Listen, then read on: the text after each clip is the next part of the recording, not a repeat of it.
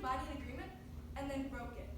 Almost 7.5 million people are now being suppressed, not just their freedom of speech, but basic human rights.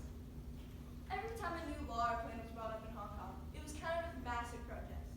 Hong Kong is known for its freedom and its high degree of autonomy, which is a right to self-govern, and citizens didn't want to give that away. The first big protests were in 2014, known as the Umbrella Revolution.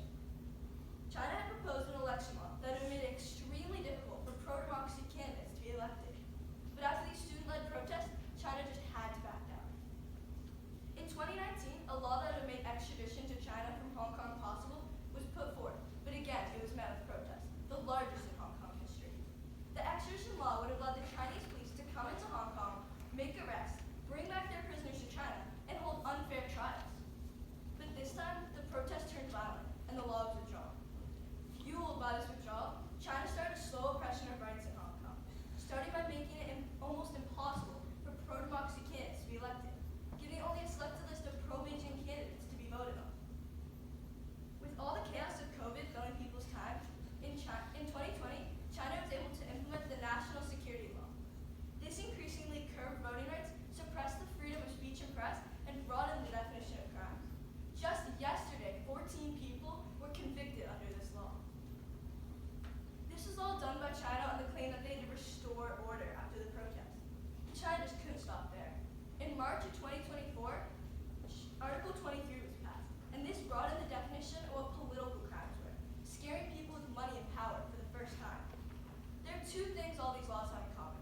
They're all vague, and they're all variants of the same law, Article 23, which China had been waiting decades to impose. When I think of bounty hunting, I think of Star Wars, but maybe I should be thinking of the Chinese government. Information has been asked for on pro-democracy supporters and activists in return for bounties. Many of these people don't even live in Hong Kong anymore for fear of being arrested and given an unfair trial. In 2015, censorship hit its max during the Causeway Bay books disappearances, where 5 booksellers disappeared in the span of 3 months. Lau Wei-Qi was one of these booksellers, and he was arrested at a border checkpoint for carrying banned books.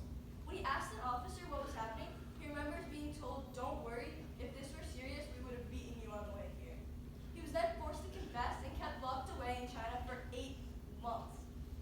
One of the booksellers was in Thailand, not even mainland China, when he was arrested. This helped people realize what China could do and how far they could reach, and they started to get afraid. By the time 2024 came along, citizens were self-censored and terrified. They were afraid to speak their opinions, something they previously hadn't thought twice about. This doesn't just affect people in Hong Kong, it affected me too. I was born and raised in Hong Kong and lived there for the first 9 years of my life. So when the protest started in 2019, I remember watching on TV the first peaceful protest. Thinking back on it now, I wonder, what if I had gone to those protests? How would I have been there when they turned violent? Would I have been safe?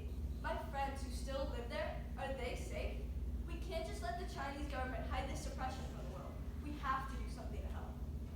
Hong Kong used to be a British colony, so they had freedoms, but now it's being taken